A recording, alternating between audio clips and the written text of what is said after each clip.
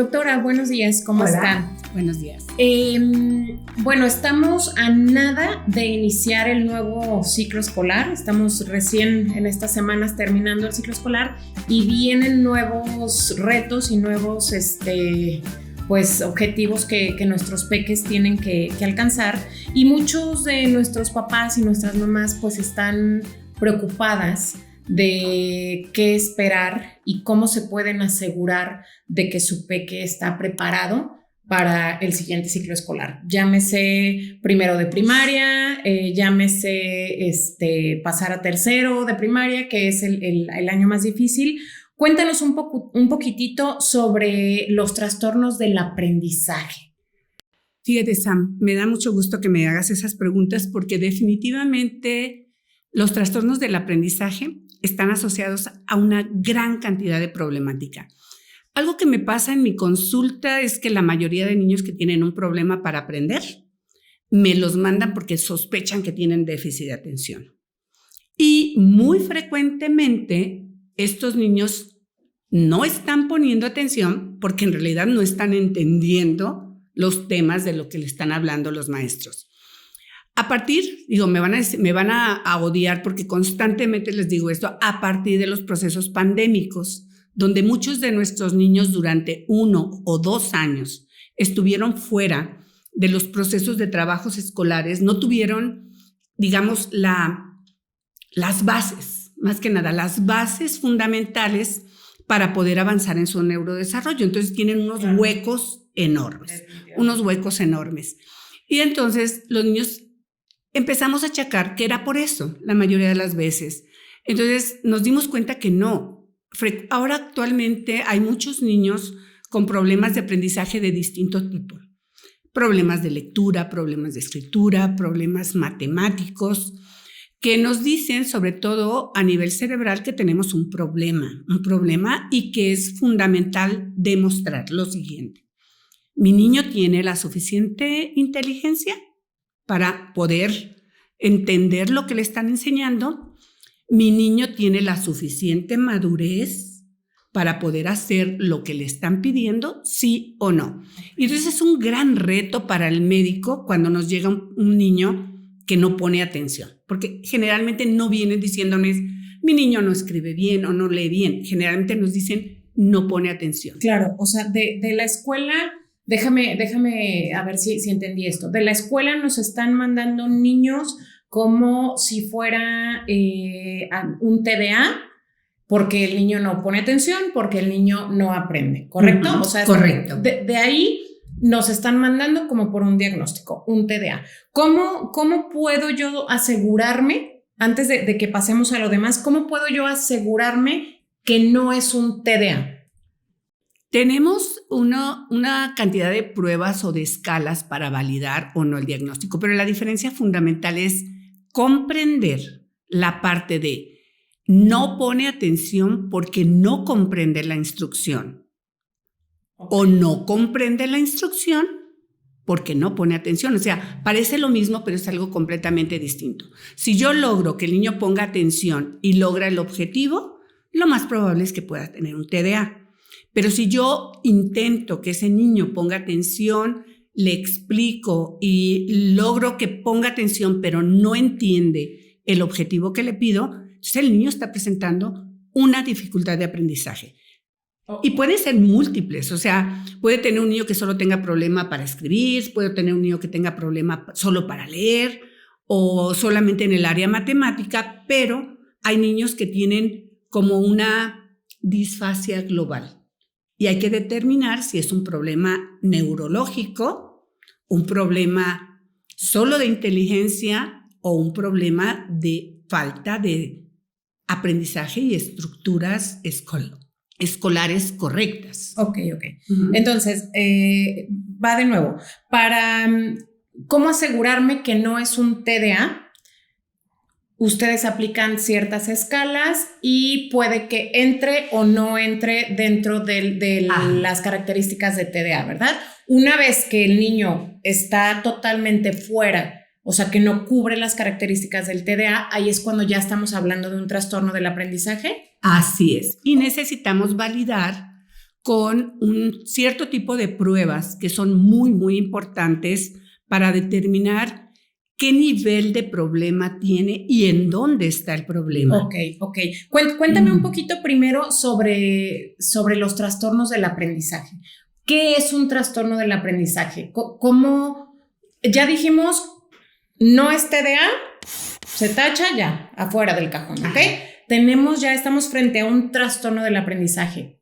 ¿Cuáles son los más comunes y de dónde viene un trastorno del aprendizaje? O sea, para poder definir qué es un trastorno del aprendizaje, tenemos que definir qué es aquel niño que está recibiendo el mismo estímulo que el promedio de su grupo, ¿sí? Y a pesar de ese estímulo, no ha sido capaz de lograr los objetivos promedios que pide el maestro. Perfecto. Esa es realmente una dificultad de aprendizaje, porque pues un niño no puede no aprender porque no tenga ganas, porque no estudie, porque no lo pongamos a trabajar en casa. Hay que tener en claro que se hayan seguido todos los procesos correctos, porque me puedes traer un niño que me dicen, es que tiene problema del aprendizaje y tiene 2 años que no va a la escuela. Bueno, claro, ese es otro tipo de problema, Sí, ¿no? tenemos que descartar como todas las otras cuestiones.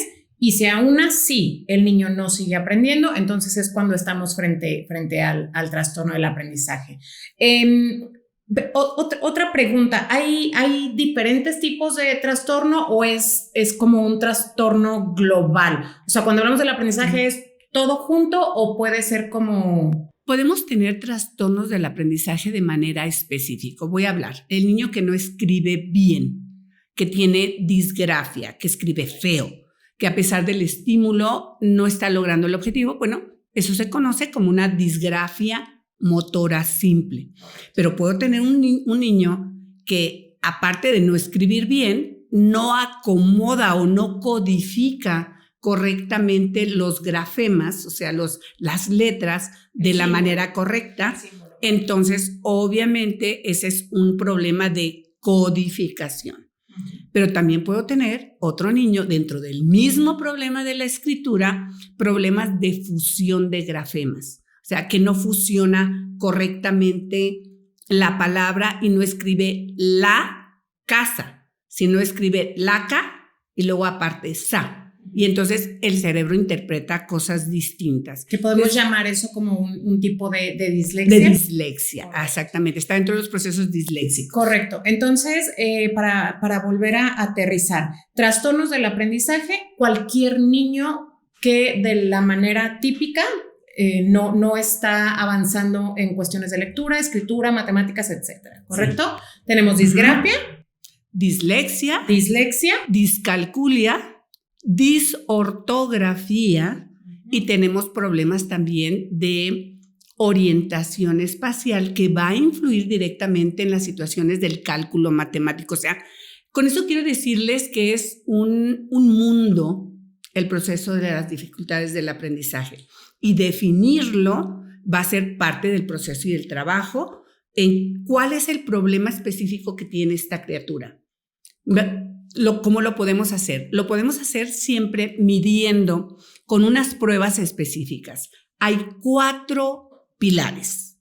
Correcto. Una, WIPSI, WIS, WISE. Es una sola prueba dependiendo de la edad del paciente. Correcto. O sea, yo no le puedo aplicar un WIS a una persona que tiene 18 años. No le puedo aplicar un WIPSI a un niño de 8 años. O sea, va por edades. A ver, déjame entonces, a ver si me puede apoyar después a ponerlos aquí. Es WIPSI.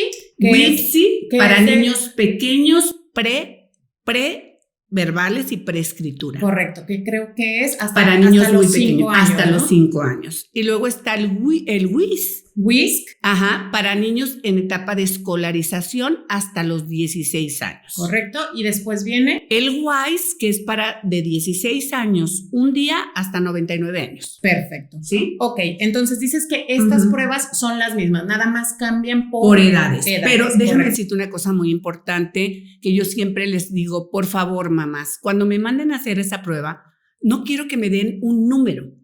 No quiero que me digan, el coeficiente de inteligencia total es de tal número. Yo necesito que me especifique claramente la prueba qué nivel de comprensión de instrucciones tiene, qué nivel de razonamiento y análisis tiene, qué nivel de memoria de trabajo tiene y qué velocidad de procesamiento. ¿Todo eso te lo da esa prueba? Totalmente esa prueba, y debe estar bien evaluado, porque de pronto me puedes dar un número normal, pero en el área de memoria estoy muy bajo. Entonces, ahí es donde está el problema. Ok, entonces, para que no nos hagamos bolas, estábamos ahorita hablando de los 4 pilares, Los ¿correcto? 4 pilares. Vamos con el primero. Que vamos con el primero, que dijimos es WIPSI, WIS y WISE. Correcto, ajá, muy bien. Ese nos va a dar... el nivel de inteligencia, por cierto, coeficiente de inteligencia total y general. Correcto. Cuéntame sobre el segundo pilar, por favor. La prueba de Bender. La prueba de Bender madurativa es exactamente para evaluar si la edad neurológica de mi niño, ¿sí?, corresponde a la edad cronológica. Porque dentro de los procesos de la maduración, las neuronas van madurando conforme van recibiendo el estímulo. Y a veces reciben el estímulo, pero no pasa la información y la maduración del cerebro, por decir así, va retrasándose con respecto a la edad. Entonces, si yo tengo un coeficiente de inteligencia bajo, pero tengo una maduración también baja, es muy probablemente que al ayudar al cerebro de este niño a través de los procesos de estimulación logremos la maduración correcta y el niño logrará los objetivos. Más o menos lo que yo les digo siempre es que en las cuestiones madurativas, imagínate que tienes un niño de tercero de preescolar y lo metes a tercero de primaria y le quieres enseñar las matemáticas, las divisiones. El niño se te queda viendo porque no tiene la maduración suficiente para razonar y analizar la información. Por eso deben de ir de la mano. Ok, entonces tenemos el pilar número 1, que nos da el nivel de inteligencia. Así y es. Este pilar número 1 nos da el nivel de inteligencia de acuerdo a la edad cronológica.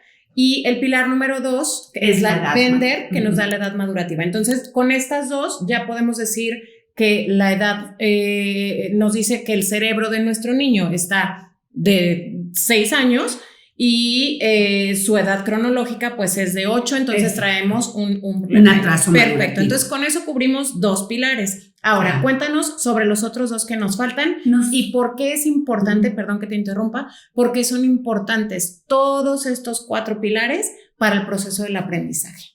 Mira, el siguiente pilar que nos falta es la evaluación de funciones ejecutivas. Las funciones ejecutivas es evaluar la parte más frontal, por decir así, del cerebro, que me ayuda a controlar el impulso, a razonar, a tener memoria, a manejar la motivación, a manejar los procesos atencionales. Entonces, todo esto, a manejar la empatía social, o sea, realmente es un área muy importante y es lo que nos distingue de los demás mamíferos, nuestras funciones ejecutivas. Son las que nos hacen realmente ser humanos. Entonces, esas funciones ejecutivas pueden también verse alteradas. Puedo tener un excelente coeficiente de inteligencia total, puedo tener la maduración, pero no tengo esas áreas funcionando y se van a parecer a un déficit de atención. Se van a parecer. Entonces necesitamos darnos cuenta qué áreas de esas funciones ejecutivas no están trabajando de una manera correcta para poder lograr los objetivos del aprendizaje. Y por último, me falta la evaluación neuroconductual, que tiene que ver con el índice de maduración que lleva ese cerebro, que nos permite analizar punto por punto, por ejemplo, lenguaje expresivo, lenguaje receptivo, área motora, cuestiones sensoriales, porque muy frecuentemente un niño catalogado como hiperactivo en realidad puede tener un problema sensorial. Claro. Y puede tener una necesidad inmensa de moverse y obviamente eso hace que no logre los procesos atencionales. Con esto te quiero decir, Sami, que esas 4 pruebas son muy, muy importantes. Si ya mamá, papá sospechan o de la escuela me están dando información de retroalimentación de que el niño no está logrando los objetivos esperados de acuerdo a la edad, entre más temprano intervengan, mucho mejor, porque de verdad es terrible ver llegar a un niño de quinto de primaria que no escribe, que no comprende lo que lee, y entonces eso realmente me va a afectar conductual, emocional. O sea, se me hace un problema de verdad global. Correcto. Y lo más importante, fíjate, a mí lo que me preocupa es la percepción que tiene el niño de sí mismo. Justo es lo que te iba a comentar. La parte emocional de los niños es algo muy, muy importante, que ahorita me gustaría volver a eso, pero quiero como cerrar esta parte de los 4 pilares, ¿ok? Entonces, al hacer estos 4 pilares, yo puedo, ahora sí como dicen en mi rancho, de saber de qué pata cojeo, o sea, cuáles son las áreas que se tienen que trabajar para que mi niño pueda avanzar con este proceso de aprendizaje, ¿correcto? Definitivamente, definitivamente.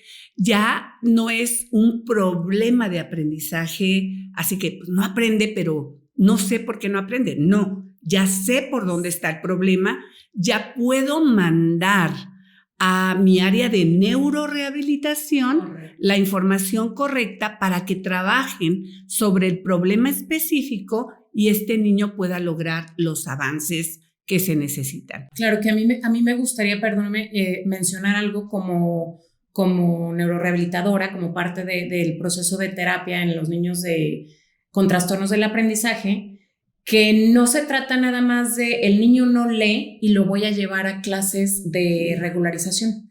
Y va a estar todo el verano, las vacaciones, la pobre criatura, duro y dale, con que la M con la A dice ma, y al día siguiente no se acuerda de nada.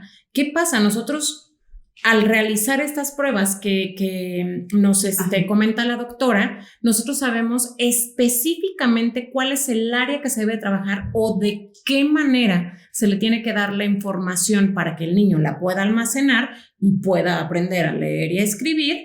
Y entonces eso nos acorta el tiempo. Exacto. Y nos ayuda muchísimo con la parte emocional del niño, porque como lo comentaba la doctora, esta parte de por qué todos mis compañeros sí pueden y yo no, ¿qué está mal conmigo? Entonces, al ver que es tan sencillo, claro, les empiezas a enseñar como ellos necesitan que les enseñen, su motivación avanza.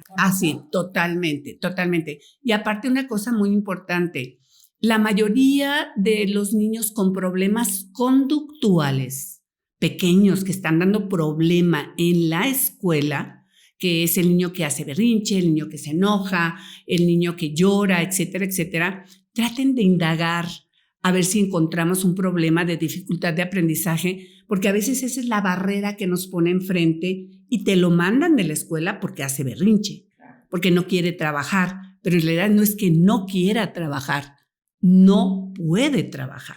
Sí, es muy, muy difícil. Doctora, otra preguntita que nos gustaría saber su opinión.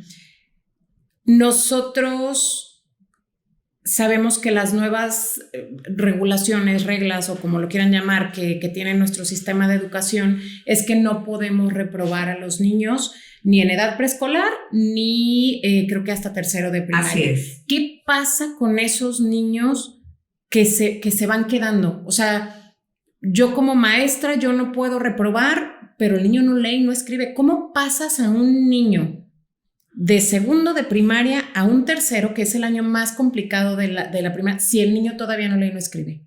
¿Qué pasa ahí? ¿Qué opinas tú sobre esa situación? Digo, eso es un verdadero problema. Discúlpenme, no soy política, pero realmente yo les digo que eso fue una decisión política, ¿no? O sea, los niños no pudieron ir a la escuela, como no pudieron ir a la escuela, pues como premio los vamos a pasar de ciclo escolar. Pero eso, en realidad, en lugar de un premio, fue realmente un problema inmenso para estos niños porque no traen las bases. Si no traen las bases, el maestro de tercero no se va a detener a enseñarlo a leer y escribir. Sí, y tampoco es culpa de los maestros, tampoco, ¿no? O sea, el maestro dice, yo tengo que cubrir mis objetivos.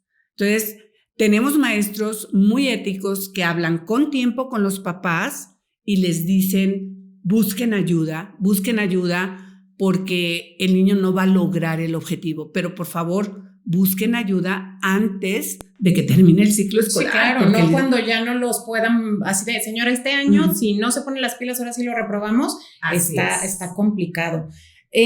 Bueno, doctora, muchísimas gracias. ¿Me puedes platicar rápidamente dónde podemos encontrar este tipo de acompañamiento, estas pruebas, este tipo de rehabilitación? Mira, debe haber centros como el que tenemos nosotros, que es un centro que deben ser centros globales, que tenga el área de neurodiagnóstico completo, que incluya un neurólogo, puede ser un pediatra también, un neurólogo, que tenga el área de neurorehabilitación y que tenga el área de neurodiagnóstico.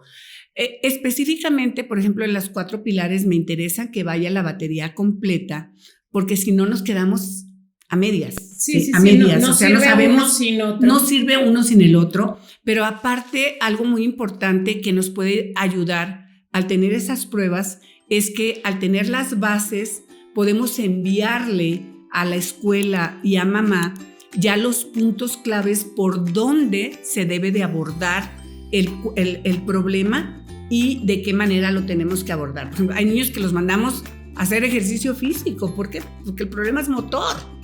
A otros los mandamos a terapia sensorial, pues porque el problema es sensorial. Perfecto. Muy bien. Pues muchísimas gracias, doctora, nuevamente. Un placer. Hasta luego. Adiós.